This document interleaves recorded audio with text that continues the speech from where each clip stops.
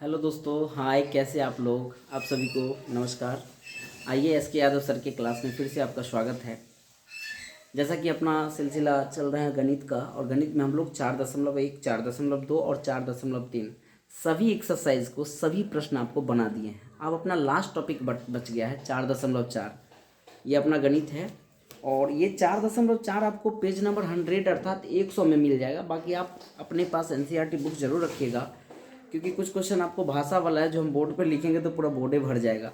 Instrument का अभाव है, जिसकी वजह से हम उतना आपको कंटेंट नहीं दे पाएंगे लिख के।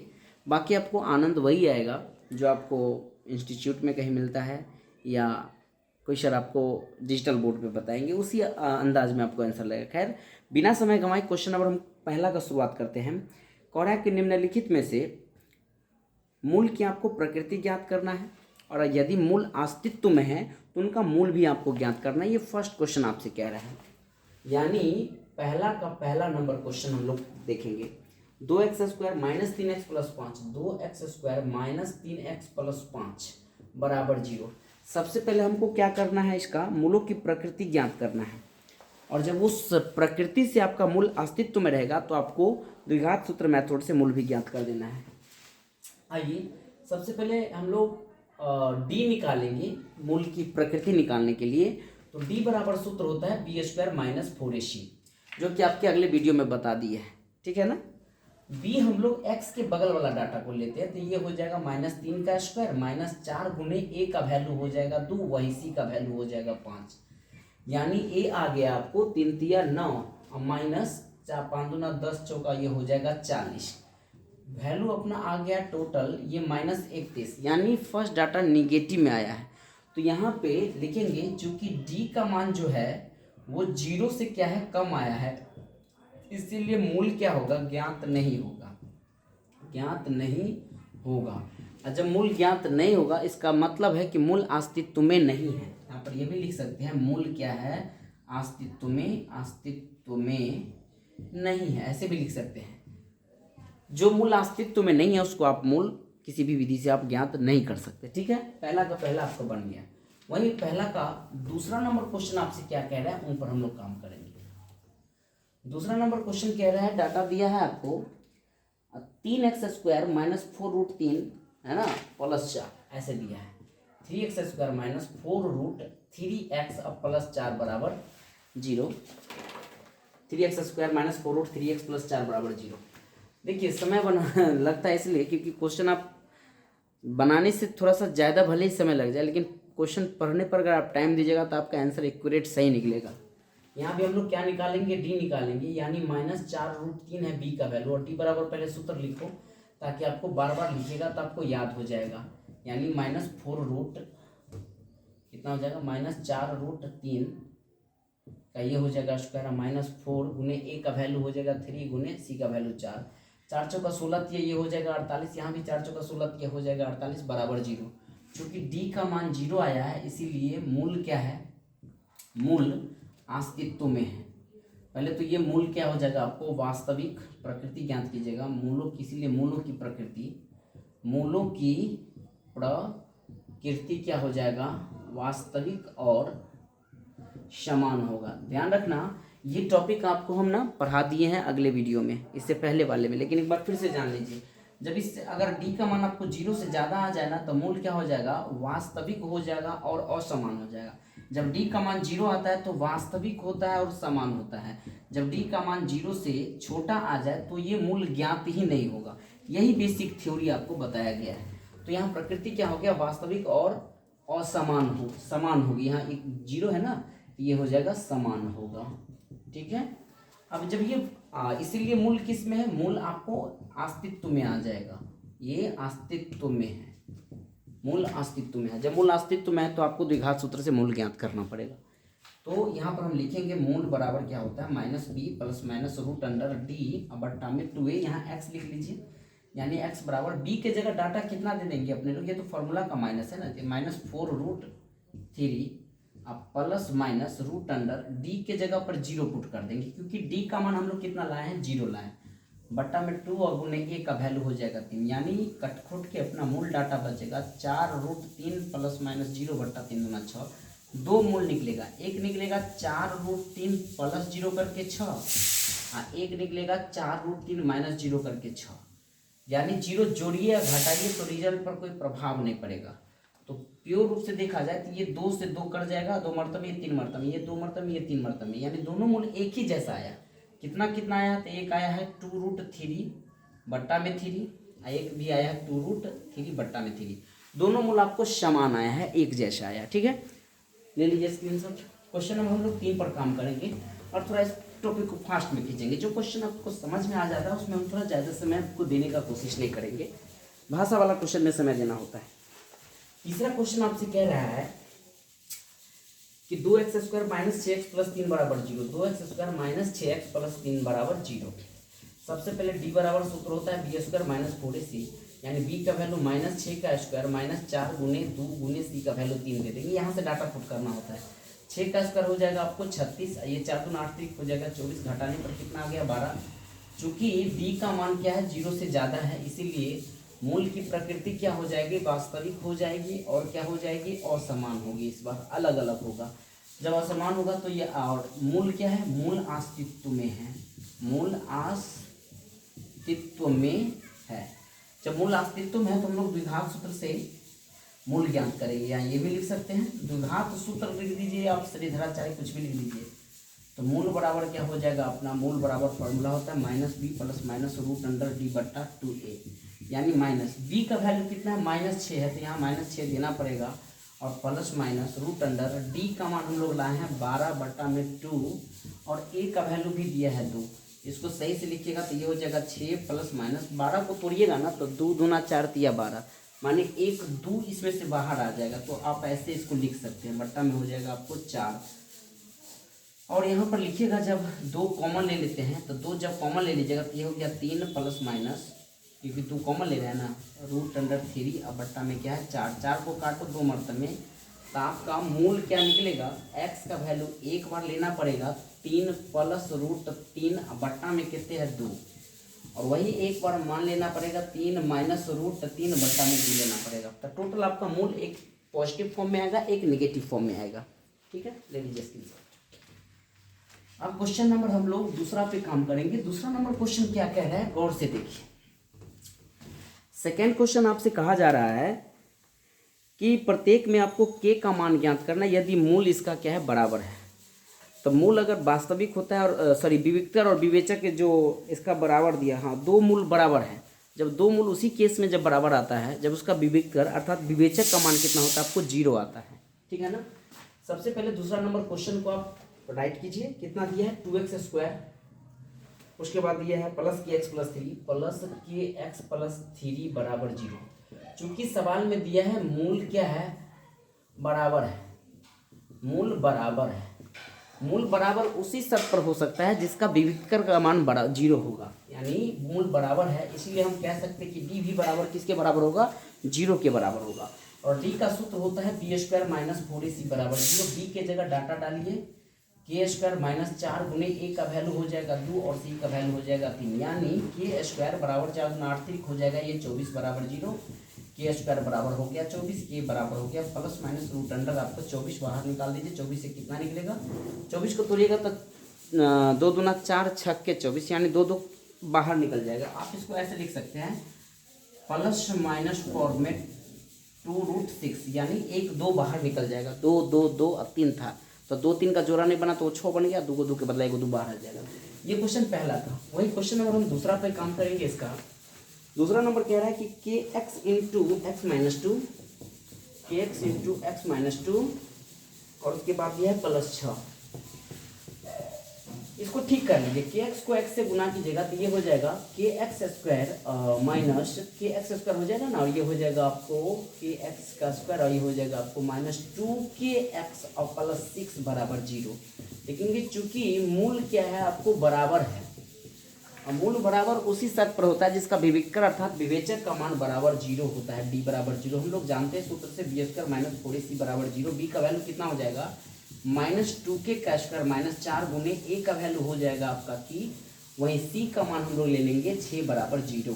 2 को गुना कीजिएगा तो ये हो जाएगा 4k² ये हो जाएगा 4 6 के 24 के बराबर 0। दोनों में से अगर आप 4 के कॉमन ले लेते तो 4 आ गया, के आ गया, तो 1 के बच जाएगा। और 4 से 24 में भाग दीजिएगा तो 6 मरतबे के तो बाहर ही चला गया बराबर 0। एक बार 4 के बराबर 0 कीजिएगा तो के बराबर आपको 0 आ जाएगा, क्योंकि 4 को 0 के बट्टा में दीजिएगा तो रिजल्ट आपको क्या आ जाएगा 0। और वहीं के माइनस 6 बराबर 0 है तो के का मान इसमें आ गया 6 और यहाँ पर के का मान आया है प्लस माइनस रूप में 6। देख लीजिए। अब क्वेश्चन नंबर हम लोग 3 पर काम करेंगे।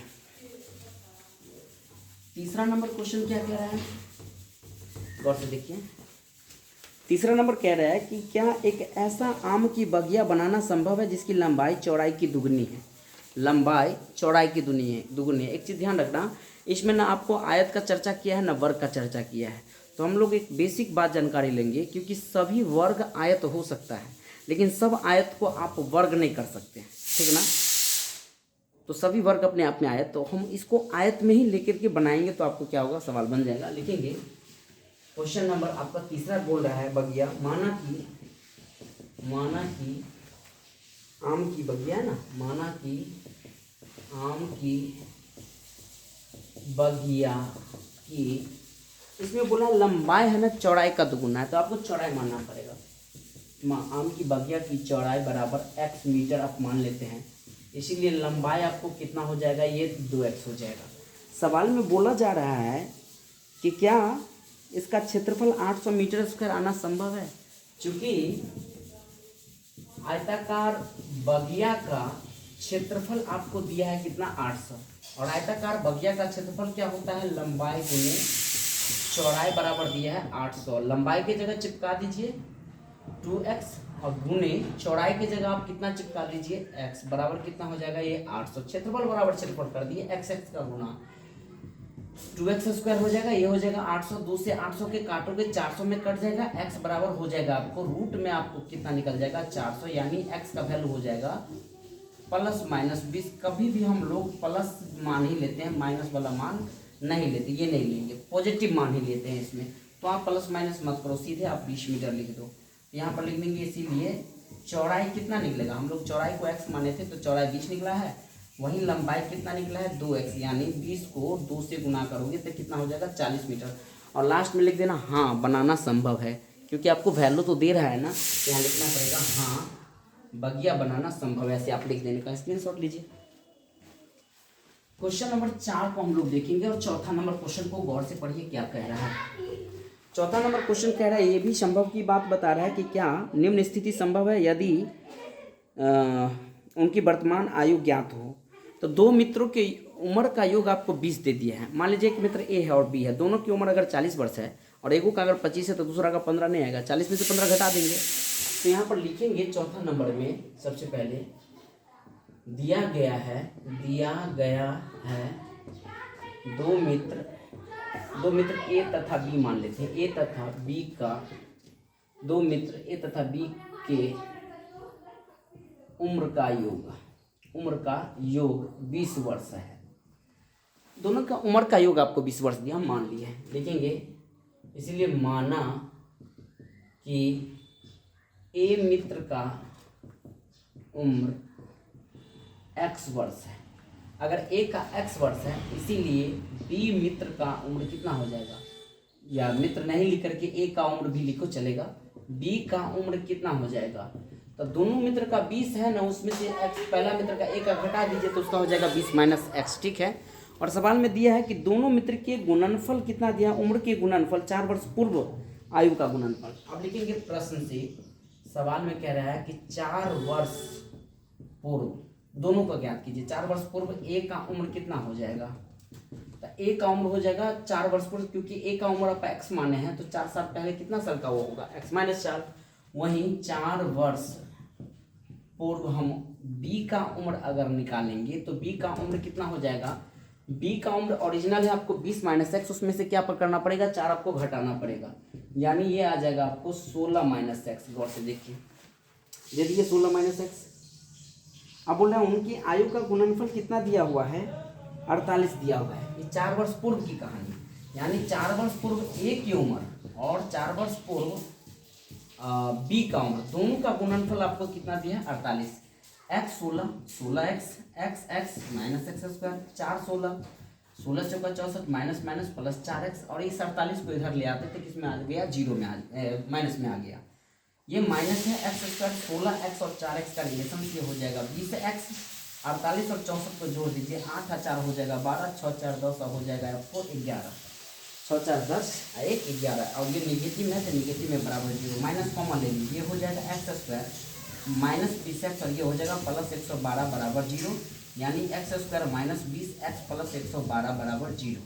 जब आप d निकालेगा तो सूत्र होता है बी स्क्वायर माइनस 4ac, यानी b का वैल्यू दीजिएगा माइनस 20 का स्क्वायर और माइनस 4 गुने a का वैल्यू 1 80 का वैल्यू 112 दीजिएगा, तो 20 से 400 ये जो हो गया 448। निगेटिव में डाटा आ रहा है माइनस 48, माइनस में आ गया ना। जब ये डी का मान माइनस में आता है तो मूल आप ज्ञात नहीं कर सकते। सबसे बड़ी बात ये संभव है नहीं, ये अस्तित्व में नहीं है, तो यहाँ लिख देंगे लास्ट में, चूंकि डी का मान जो है 0 से कम है, इसीलिए मूल या उम्र, मूल को हम उम्र ही कह देते हैं, उम्र ज्ञात करना संभव नहीं है, संभव नहीं है। ये उत्तर हो जाएगा, स्क्रीनशॉट लीजिए। आइए क्वेश्चन नंबर 5, लास्ट क्वेश्चन है आपका, इनको थोड़ा गौर से देखिएगा क्या कह रहा है। लास्ट क्वेश्चन आपका 5वां कह रहा है कि क्या परिमाप 80 मीटर और क्षेत्रफल 400 मीटर संभव है? यदि पार्क बनाना संभव है, यदि इनकी लंबाई और चौड़ाई भी ज्ञात करना है। तो सबसे पहले हम क्या करते हैं, लंबाई मान लेते हैं x और चौड़ाई मान लेते हैं, दोनों का x से मान लेते हैं, या y भी मान लीजिएगा तो चलेगा। लिख लेते हैं ऐसे करके, माना